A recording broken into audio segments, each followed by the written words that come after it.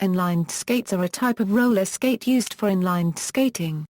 Unlike quad skates, which have 2 front and 2 rear wheels, inline skates typically have 2 to 5 wheels arranged in a single line.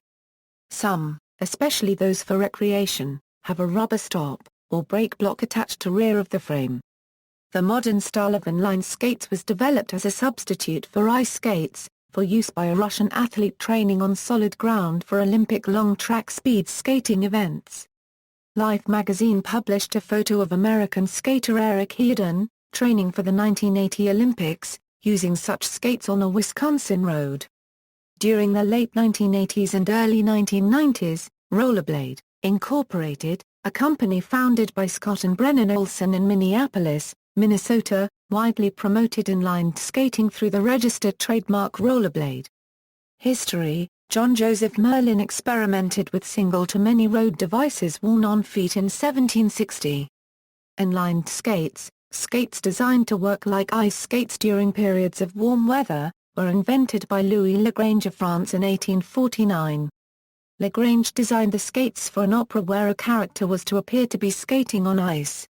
The skates were problematic and unsuccessful as the wearer could not turn nor could they stop. The first U.S. patent for modern inline skates, designed to behave like ice runners with individually sprung and cushioned wheels, was granted under patent number US 2,644,692 in July, 1953 to Ernest Caillout of Santa Ana, CA. They were briefly described in the April 1950 issue of Popular Mechanics, and again in the April 1954 issue of Popular Science in the section called New Ideas from the Inventors. Inline skates appear in the 1962 Russian film Koroleva Benzokolonki at 9M23s. In Canada in 1972, Mountain Dew attempted to sell Mitoy's product the Skeeler, an inline skate that was developed for Russian hockey players and speed skaters. The first commercially available inline skate for this form of roller skating is in 1987 by Rollerblade. In 1996, Jason Lewis completed the first solo crossing of the USA on inline skates, part of Expedition 360, a successful attempt to circumnavigate the globe using only human power. En route he was hit by a car in Colorado, breaking both legs. After 9 months he completed the journey from Fort Lauderdale to San Francisco. In 2012, Casey Fisher became the first woman, and the fastest person, to inline skate across the United States. She skated from California to Florida in 47 days. Parts: a skate is composed of a boot, worn on the foot. To the boot is attached a frame, which holds the wheels in place. Bearings allow the wheels to rotate freely around an axle. Finally, the rubber brake typically attaches to the frame of the right foot. There are different types of inline skates for different types of skating such as aggressive skating, speed skating, inline hockey and artistic inline skating. Those differ in the boots, frames and wheels that are used. Boot equals, for most skating a high boot is used, which provides more ankle support and is easier to skate in, particularly for beginners. Speed skaters often use a carbon fiber boot which provides greater support with a lower cut allowing more ankle flexion. For recreational skating a soft boot is used for greater comfort, but many other disciplines prefer a harder boot either to protect the foot against impact or for better control of the skate. The boot may also contain shock-absorbent padding for comfort. Downhill skaters often use boots that are heat-molded to the shape of the foot, with a foam liner. Most aggressive skates use a hard boot or a hard soft boot for increased support. Frame equals. Typical recreational skates use frames built out of high-grade polyurethane. Low-end department or toy store skate frames may be composed of other types of plastic. Speed skate frames are usually built out of carbon fiber or extruded aluminum, magnesium, or even pressed aluminium, which is then folded into a frame. Carbon fiber frames are expensive but generally more flexible, making for a smoother ride at the expense of worse power transfer between the leg and the wheels. In general, carbon fiber frames weigh about 160–180 grams. Recently, high-end carbon fiber frames with a monocoque construction have been introduced. They offer the same level of stiffness as aluminum frames while weighing only around 130 g. Aluminum can weigh from 170 to 240 grams. Frame length ranges from two-wheel framed freestyle wheels to around 230 mm for short-framed four-wheel skates, up to about 325 mm for a five-wheel racing frame. Bearings equals. Ball bearings allow the wheels to rotate freely and smoothly. Bearings are usually rated on the ABEC scale, a measure of the manufactured precision tolerance, ranging from 1 to 11, best, in odd numbers. The ABEC standards were originally intended for high-speed machinery, not skating applications, and do not account for the quality of steel used, which is very important for how long bearings last. While higher-rated bearings are generally better in overall quality, whether they automatically translate to more speed is questionable. Since at least 2007, Rollerblade brand amongst others have begun using their own rating system. For instance, Rollerblade brand is currently using a SG1 to SG9 rating system, whereas Twin Cam brand is using its own ILQ rating system and Bones brand is using its own skate-rated rating system. A mistake that is often made in purchasing bearings is that spending more translates to more speed. Generally, clean inline skate bearings contribute about 2% of the rolling resistance that the best urethane inline skate wheels produce, so there is very little opportunity in improving speed by spending more money on bearings. Newer bearings on the market have been offered that use ceramic ball bearings instead of steel, which are more expensive than traditional steel bearings but made of harder material. 2 bearings are used per wheel. The bearings slip into openings molded into each side of the wheel hub, and a flange molded into the wheel hub holds the bearings the correct distance apart. Additionally, there is an axle spacer either machined into the axle or that slides over the axle. Since the outer race of the bearing contacts the wheel spacer and the inner race of the bearing contacts the axle spacer, it is critical that the relationship between these two spacers is correct. If the wheel spacer is wider than the axle spacer, the bearings will bind when the axle bolt is tightened. Wheels equals. Wheel sizes vary depending on the skating style, 44 Euro 59 mm for aggressive skating. 47 Euro 80 mm for roller hockey skating. 68 Euro 72 mm for artistic inline skating. 72 Euro 80 mm for freestyle slalom skating and downhill skating. 72 Euro 100 mm for general recreational skating. 100 Euro 125 mm for speed skating. Wheels are nowadays almost universally made of polyurethane.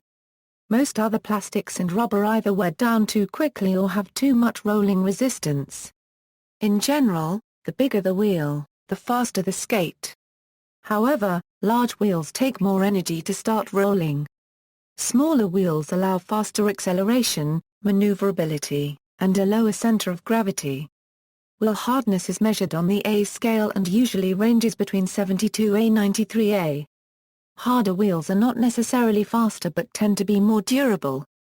Soft wheels may have better grip and are generally less affected by road bumps. In the 1990s, wheel rolling resistance tended to be minimized with wheel hardness in the 78A durometer range, with rolling resistance dramatically increasing below 75A durometer and above 85A durometer.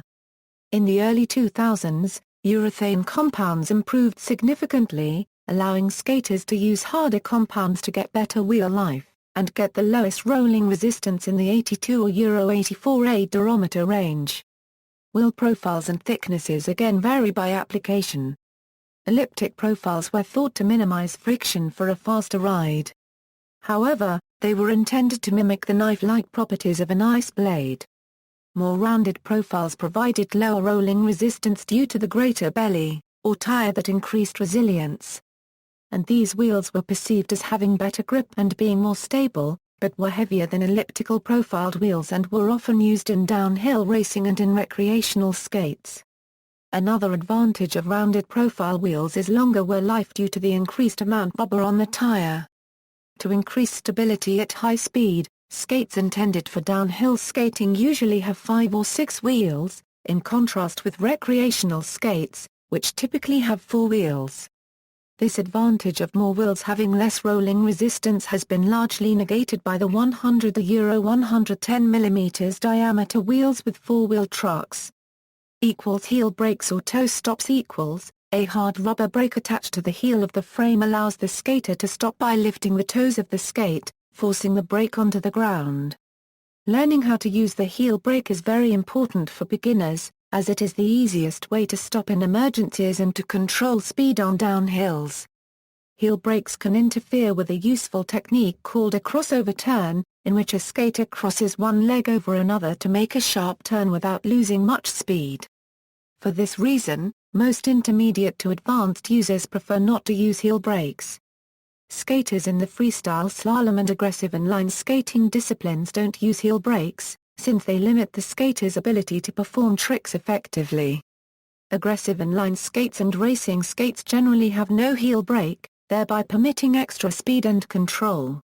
Inline skaters lacking a heel brake can use various other methods to stop, such as the T-stop, in which the skater moves one skate perpendicular to the other, making a T-shape to increase friction and reduce speed, or the more advanced maneuver of a hockey stop snowplow stop, in which the skater quickly moves both skates perpendicular to the path of motion.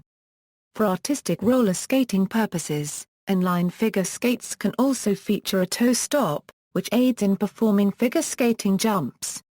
Setups flat setup equals, a flat setup is the most common setup used on inline skates. Almost all non-aggressive inline skates are sold with a flat wheel setup. Flat means that all the wheels touch the ground at the same time when resting on flat ground. Flat setups are not the most maneuverable, but what they lack in maneuverability they make up for in speed. Flat setups are widely considered to be the fastest setups. Speed skaters and marathon skaters normally use flat setups. Aggressive skates are sometimes sold with flat setups, but with a small space in the middle for grinding. It is worth noting that having a flat setup is just one factor in a fast skate setup. A long frame, low resistance bearings, and good technique all contribute greatly to a skater's speed. Full crescent banana rocker equals, full rockers are used by skaters who favor maneuverability when skating on flat ground. Freestyle skaters, freestyle slalom skaters and artistic inline skaters tend to use this setup. This setup is called crescent, or banana, because it is curved, and mimics a curved ice blade profile. On flat ground this setup will only have 2 wheels touching the ground at any one time. This makes the skate much easier to turn but lacks stability, so it is harder to balance on. In addition, a full rocker is slower than a flat setup in terms of top speed. Flat setups generally wear into a natural rocker. This is because the front and back wheels seem to receive the vast majority of wear on inline skates. Having a short frame in combination with a full rocker is optimum for achieving the highest maneuverability when skating. Front rocker equals, front rockers are often used by street skaters who want to combine the ability of a full rocker to handle imperfections in the ground with a flat setup, unregistered trademark shear speed. Having a smaller wheel at the front encourages the front wheel to guide the rest of the skate over ground imperfections, rather than digging in and tripping up the less experienced skater. Maintaining a flat profile at the back allows the skater to transfer power through the rear of the skate efficiently to maintain a good speed. The high-low unregistered trademark hockey setup equals, some hockey skates and other skates include a high-low setup. High-low setups resemble a flat setup in that all 4 wheels touch the ground at the same time. Unlike a flat setup, however, different wheel sizes are used. The front 2 wheels will be smaller than the back 2 wheels. This is possible because of the location of the axles on the frame itself. One example is a Nike Bauer frame that has a configuration of 72 mm, 72 mm, 80 mm, and 78 mm. TRID high-low setup equals, another variant of the setup in which there are 3 diameters of wheels. It is supposed to emphasize the same benefits as the high-low system but with greater maneuverability due to the smaller front wheels. The configuration is 72 mm, 76 mm, 76 mm, 80 mm. Equals aggressive high-low setup equals, A. Few aggressive skate frames are designed so that there are two big outer wheels, and two small inner wheels, rocketed so that they all touch the ground. This gives the benefits of a flat setup, while giving the rollerblader more space to grind on the H-block between the wheels. Equals anti-rocker equals, anti-rocker is the most popular setup for aggressive skaters. An anti-rocker wheel is a small hard wheel that replaces the two middle wheels.